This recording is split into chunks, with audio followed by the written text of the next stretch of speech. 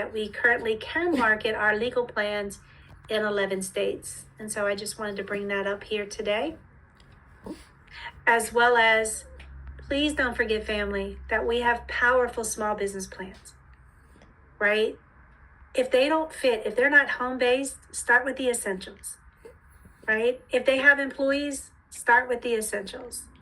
If they have more than 2 businesses and they need coverage for multiple businesses, look at which plan or plans do they need for what businesses.